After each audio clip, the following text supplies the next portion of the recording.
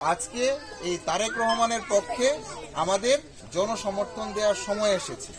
আমরা এতদিন দিতে পারি নাই বা দিলেও এটা তারা কাউন্ট করে নাই। বিভিন্নভাবে চেষ্টা করে তারা বিএনপিকে মানুষ থেকে, জনগণ থেকে বিচ্ছিন্ন রাখার চেষ্টা করছে। কিন্তু এখন সময় আসছে আমাদের বিএনপির পক্ষে রায় দেওয়ার, ধানের শীষের পক্ষে রায় দেওয়ার। আর এই ধানের শীষের প্রতিনিধি হিসাবে অধ্যাপক ডাক্তার মোহাম্মদ আনোয়ারুল হক স্যার, যিনি আমাদের সদর এবং বারহাট্টা আসনের বর্তমানে এমপি পদপ্রার্থী, তো উনি বিগত সময়ে ওনার বাসা ভাঙচুর হয়েছে।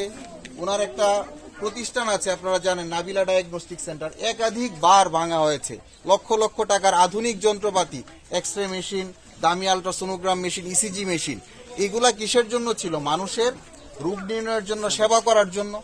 তো এই হিংস্রতার বশত এই প্রতিষ্ঠানটাকে বারবার ভাঙা হয়েছে, বাসা ভাঙা হয়েছে, হামলা করা হয়েছে। ওনার মতো একজন ডাক্তারকে নেত্রকোনাতে চেমতে দেয় না। এখন সুযোগ এসেছে ওনাকে আমাদের কাছে নিয়ে আসার জন্য।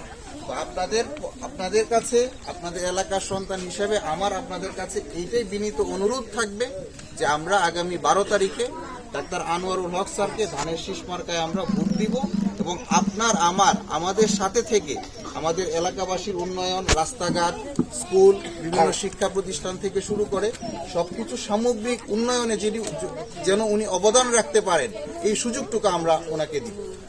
তো ইনশাল্লাহ আমরা সবাই রাজি আছি তো ইনশাল্লাহ 12 তারিখে আমরা ইনশাল্লাহ আমরা পরিবারের যারা আছি, আপনারা এখানে যারা আছেন প্রত্যেকেরই পরিবার আছে, প্রত্যেকেরই পরিবারে 2-4-5টা ভোট আছে। আমার পরিবারেও 5-7-10টা ভোট আছে।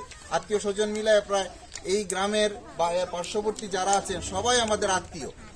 তো হিসাব করলে আমাদের গোষ্ঠীর ভিতরেই প্রায় 2-2.5 হাজার ভোট আছে। তো ইনশাল্লাহ আপনারা যারা আছেন, আমরা সহ সবার আমাদের চেষ্টা থাকবে আমাদের এই হাতকলা কেন্দ্রে আমরা সর্বোচ্চ পরিমাণ ভোট আমরা দিব। পরিবারের যারা আছে সবাইকে নিয়ে আমরা সকাল সকাল ভোট কেন্দ্রে হাজির হব এবং ইনশাল্লাহ ডাক্তার আনোয়ার স্যারের পক্ষে আমরা ধানের শীষে ভোট দিয়ে ওনাকে জয়যুক্ত করব।